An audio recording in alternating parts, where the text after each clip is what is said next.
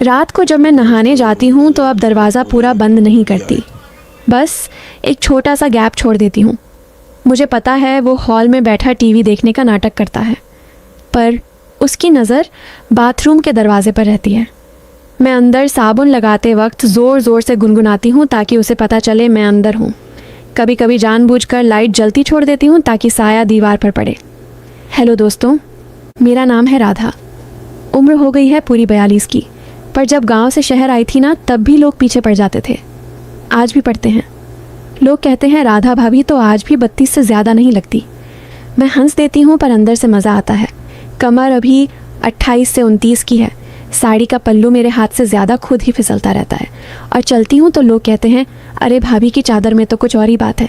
मैं बस मुस्कुरा के टाल देती हूँ। मेरे साथ रहता है मेरा देवर। नाम है विक्की। उम्र 29 की। लंबा चौड़ा जिम जाता है रोज़। कंधे ऐसे कि 2 हाथों से भी नहीं नापे जा सकते। आवाज़ इतनी भारी कि जब भाभी बोलता है ना तो दिल में कुछ हलचल सी हो जाती है। मैंने कभी सोचा भी नहीं था कि अपने देवर को इस नज़र से देखूंगी, पर पिछले 9-10 महीने जो कुछ घर में चल रहा है वो कोई सपने में भी नहीं सोच सकता। हम दोनों अकेले रहते हैं। मेरे पति यानी विक्की के बड़े भैया 3 साल पहले गुजर गए थे। एक्सीडेंट बताया था सबने। मैं विधवा हो गई।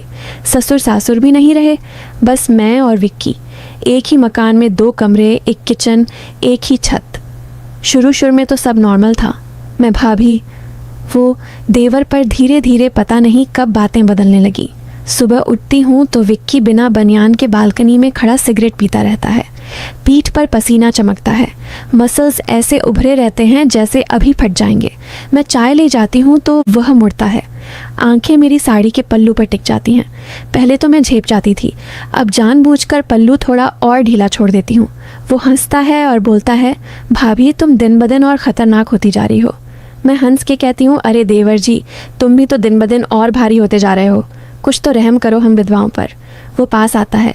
चाय का कप लेते वक्त मेरी उंगलियां छू जाता है। जानबूझकर मेरी सांस रुक सी जाती है। रात को जब मैं नहाने जाती हूँ तो अब दरवाज़ा पूरा बंद नहीं करती, बस एक छोटा सा गैप छोड़ देती हूँ। मुझे पता है वह हॉल में बैठा टीवी देखने का नाटक करता है, पर उसकी नज़र बाथरूम के दरवाजे पर रहती है।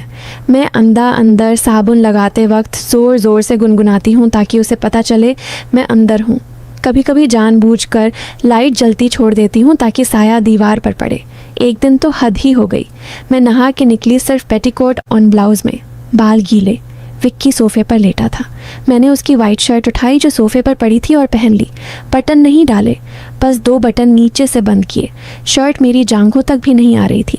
मैं किचन में चाय बनाने चली गई। विक्की उठा और पीछे पीछे आ गया। मैंने झुक के गैस जलाई तो शर्ट ऊपर खिसक गई। मैंने बनावटी गुस्सा किया, क्या देख रहे हो? वो पास आया, मेरी कमर पर हाथ रख के बोला भाभी तुम्हें पता है ना तुम क्या कर रही हो? मैंने उसकी छाती पर हाथ रख के धक्का दिया हल्का सा। हटो बदमाश, चाय पी लो। पर उस दिन के बाद कुछ और ही हो गया। वो रात भर मेरे कमरे के बाहर टहलता। मैं भी दरवाज़ा खुला छोड़ देती। कभी कभी वो अंदर आ जाता, मेरे बगल में लेट जाता, कुछ नहीं बोलता, बस हाथ मेरे हाथ पर रख देता। मैं भी चुप रहती। हम दोनों जानते थे कि अगर एक शब्द भी बोला तो सब खत्म हो जाएगा या शुरू हो जाएगा। फिर एक रात, वो रात मैं कभी नहीं भूल सकती। मैं लेटी थी, लाइट बंद थी, सिर्फ बाहर स्ट्रीट लाइट का उजाला आ रहा था। विक्की धीरे से आया, मेरे बगल में लेट गया। उसने मेरे कंधे पर हाथ रखा। मैंने कुछ नहीं कहा। उसका हाथ धीरे धीरे मेरी गर्दन पर आया, फिर गाल पर। मेरी सांस तेज़ हो गई। उसने मेरे कान में फुसफुसाया, भाभी मैंने तुम्हें कभी भाभी की नज़र से नहीं देखा। मुझे सिर्फ तुम चाहिए, वो वाला प्यार पूरा का पूरा। मेरी आंखें बंद हो गईं। मैंने कुछ नहीं बोला। उसने मेरा मुंह अपनी तरफ घुमाया। होंठ करीब आ रहे थे। मेरी कमर में उसका हाथ कस गया और ठीक उसी वक्त दरवाज़ा जिया ज़ोर से खुला। बाहर खड़ी थी मेरी ननद यानी विक्की की छोटी बहन पूजा। वो पिछले 2 दिन से मायके आई थी, पर हम दोनों इतने खोए हुए थे कि हमें याद ही नहीं रहा। उसके हाथ में मोबाइल था, रिकॉर्डिंग चल रही थी। उसने सब देख लिया। अगले 2 घंटे में पूरी बिरादरी इकट्ठी हो गई। मुझे कोयटा विधवा का लालची बदन हर गाली मिली।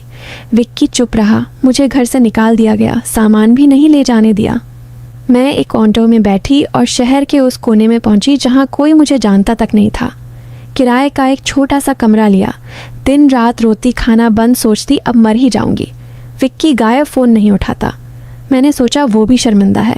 या डर गया। फिर एक रात घंटी बजी। मैंने रोते हुए दरवाज़ा खोला।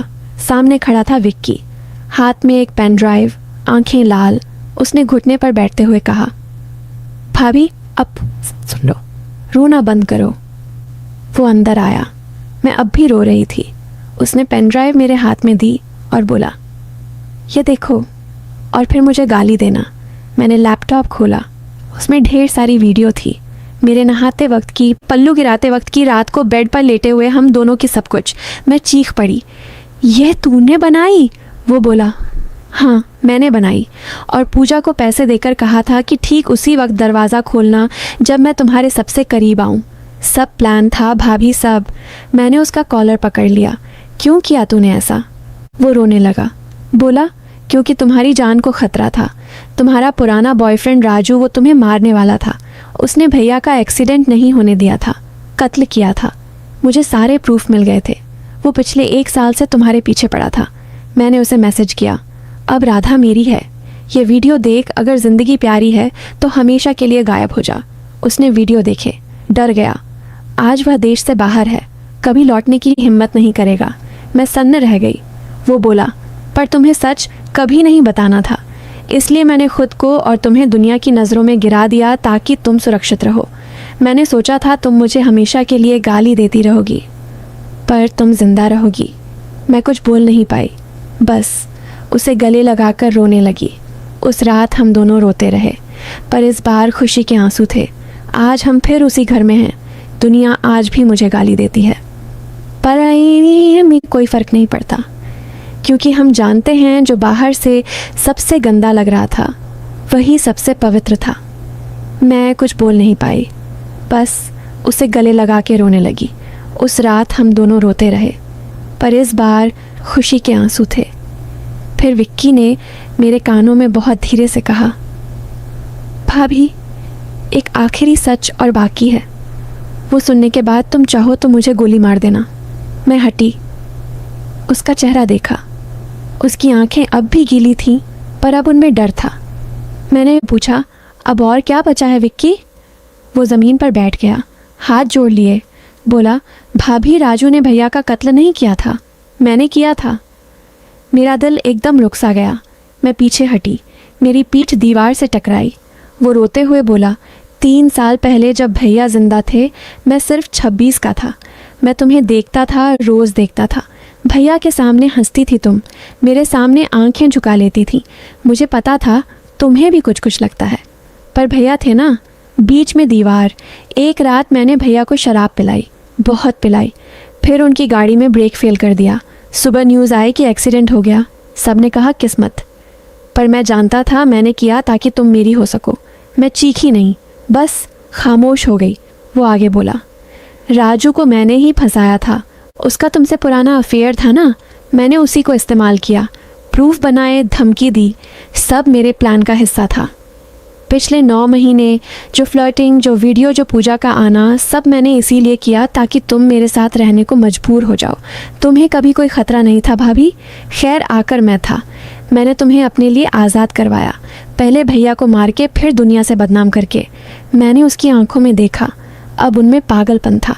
मैंने धीरे से पूछा, तो अब वो खड़ा हुआ, मेरे करीब आया, बोला, अब तुम मेरी हो पूरी तरह।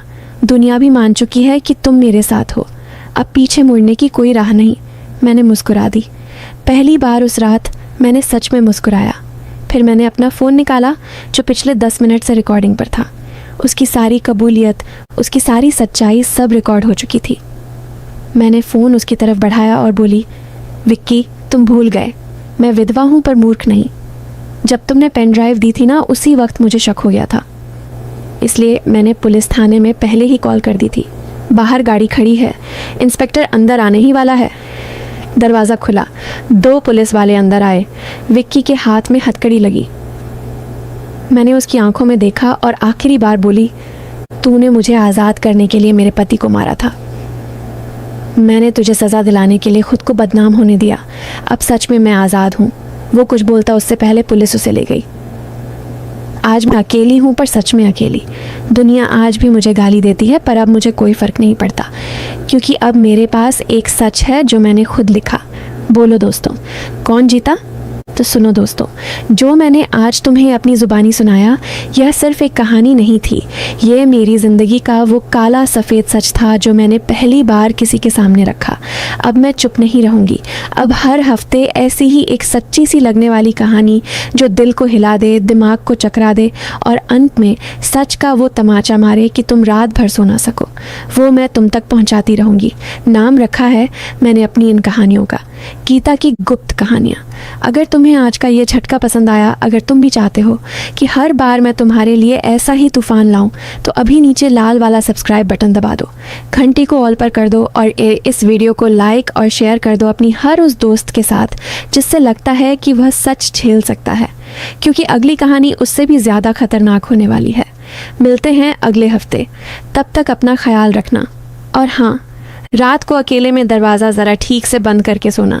कभी कभी जो सबसे करीब लगता है ना, वह सबसे खतरनाक होता है। जय हिंद। गीता की गुप्त कहानियाँ, सच का दूसरा नाम।